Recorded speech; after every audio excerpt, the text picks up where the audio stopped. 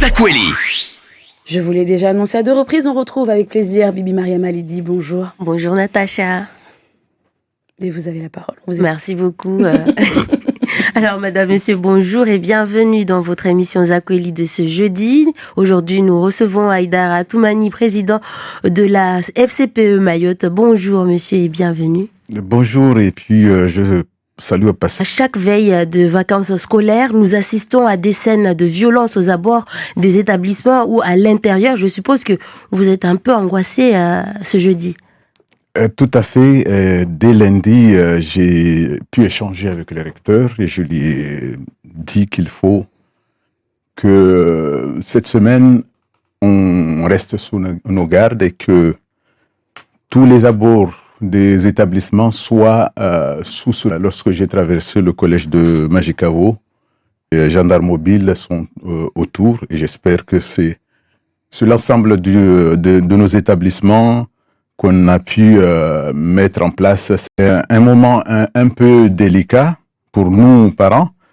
On a tendance à oublier que dans nos écoles, on a aussi des enfants qui n'ont pas envie d'aller à l'école et qui ont pris plutôt goût à terroriser les autres. Donc, il faut qu'on soit vigilant, à la fois les parents, qu'ils soient, en tout cas ceux qui ne travaillent pas, ne soient pas loin pour apporter aussi leur contribution au personnel de nos établissements. Mais surtout, et je réitère, jusqu'à samedi, il faut que la vigilance soit de mise. À votre niveau, comment est-ce que vous pouvez agir? Par exemple, demain, qu'est-ce que vous allez mettre en place? Niveau, vous savez, nous on est des parents. Ce qui nous préoccupe beaucoup plus, ce sont les interpellations des parents. Notamment, on a eu un premier trimestre où il manquait énormément d'enseignants. Il manquait énormément de personnel.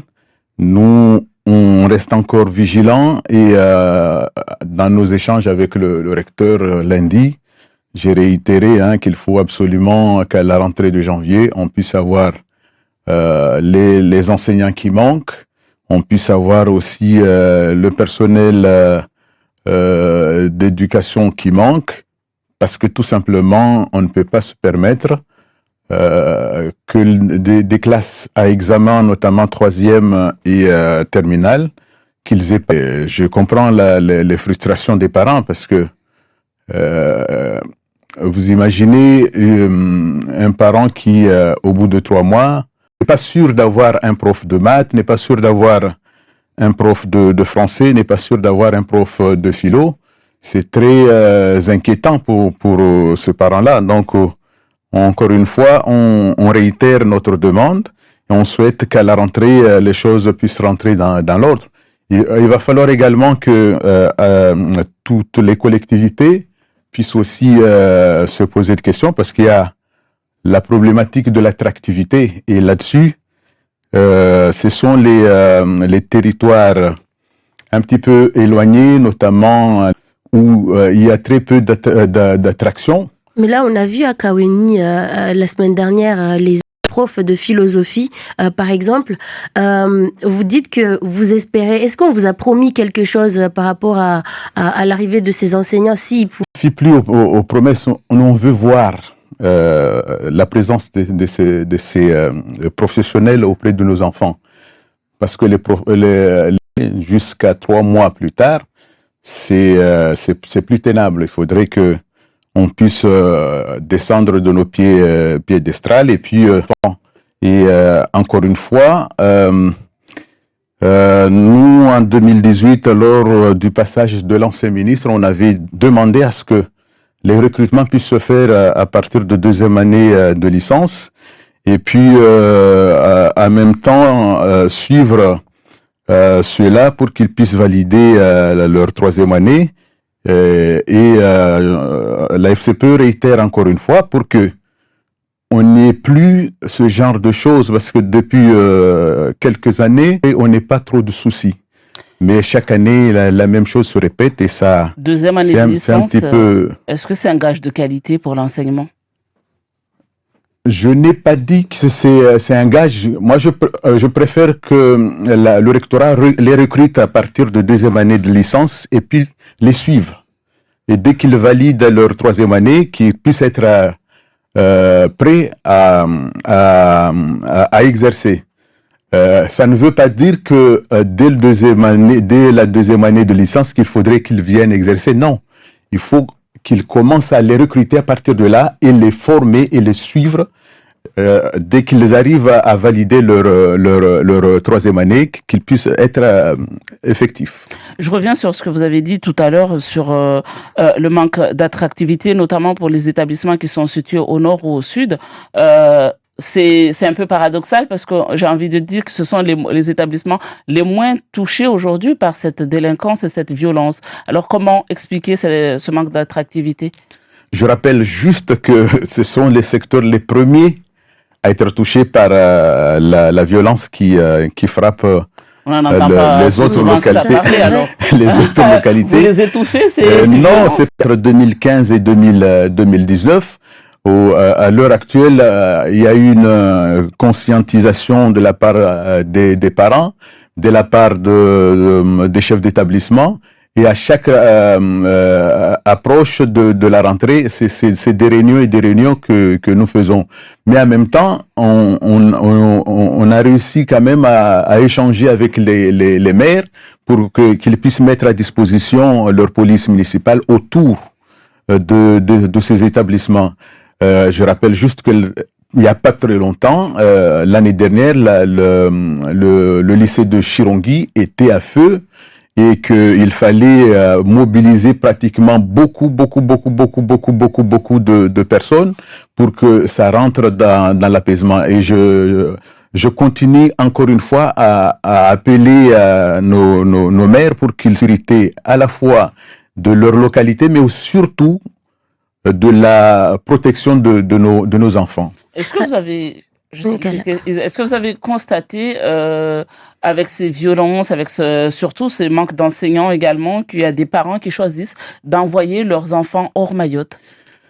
Ça, c'est une évidence qui remonte depuis 2017. Hein. Cette tendance, tous les établissements sont touchés, hein, que ce soit à partir des écoles primaires, collèges, n'en parlons pas, et au lycée encore davantage.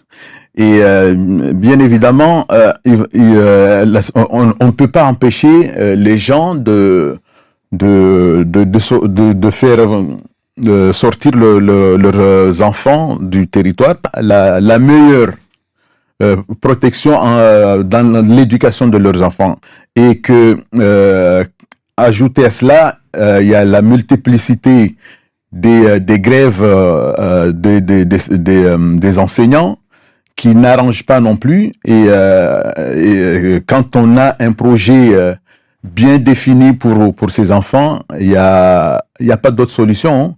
Mais bon, nous préférons rester sur le territoire parce que c'est notre territoire et c'est pas à quelqu'un d'autre de pouvoir le développer.